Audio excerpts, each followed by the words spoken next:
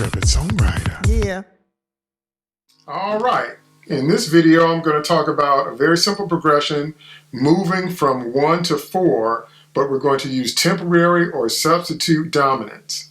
Okay? So in the key of A flat, let's review our A flat scale. 1, 2, 3, 4, 5, 6, 7, 8.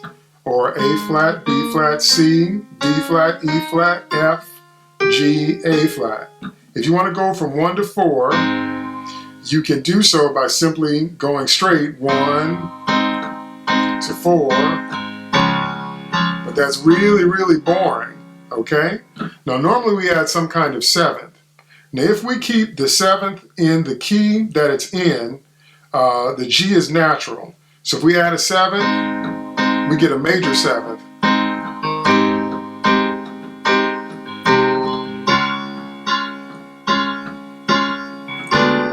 Okay, and that's kind of boring. So normally what we do is we flat that major 7th and turn it into a dominant 7th. So instead of playing G natural, we play G flat.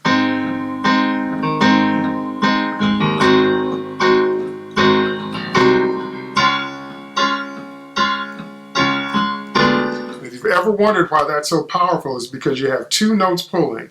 When you play a dominant 7th, you have the C pulling to the D flat, pulling to the 4, but also now you have the G flat pulling down to the F, which is the third of the next chord. So that's where a dominant 7 gets its power from, because it has those two notes pulling.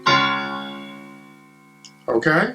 Now when you alter a note to turn a major 7th into a dominant 7th, that is called a temporary or a substitute 7th.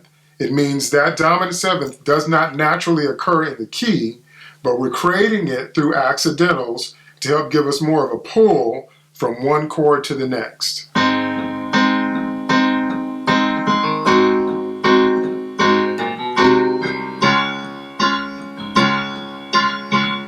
you see that? The good news is there's so much more you can do to move from a 1 to a 4. For example, instead of just adding that dominant 7th, you can actually build a whole triad off the dominant 7th and then go back to it. So the dominant 7th note is that G flat. We can actually use a G flat triad, G flat, B flat, and D flat, before we're going back to the dominant 7th on A flat. So that would sound like this.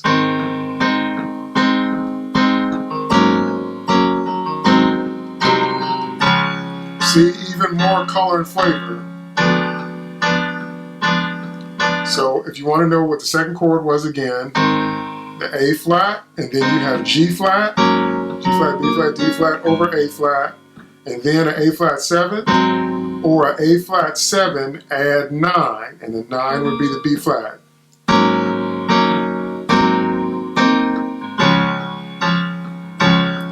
To the diminished. Okay, and one of my favorite turns, one of the favorite turns that everybody in gospel music uses, you can do this turn.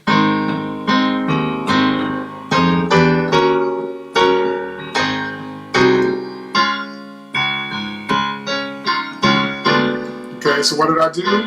I started on the tonic, but instead of going to the dominant 7th or going to the flat, I actually did an F minor 7, but you can just count it as A flat over F.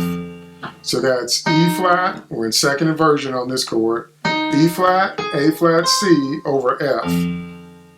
Drop it chromatically to E, D, G, and B, E flat, D flat, G flat, and B flat, and then the dominant 7th. So it sounds like this.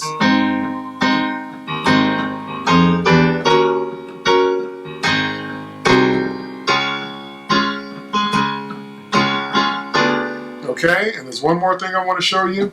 You can add more of a jazzy flavor by, when you get to the end of that particular progression, instead of going to the dominant 7, you can actually continue chromatically and allow that G flat to drop to a F major chord over A flat, which would sound like this.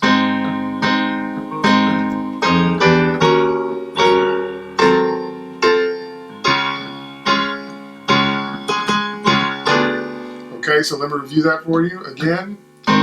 Starting on the A flat, and then we do A flat over F, G over E, G flat over E flat. But then we continue on and let this G flat drop chromatically by half steps one more time and go to an F. And in the bass, we can use an A flat dominant seventh. A flat, E flat, and G flat. That's what gives it that jazzy feel.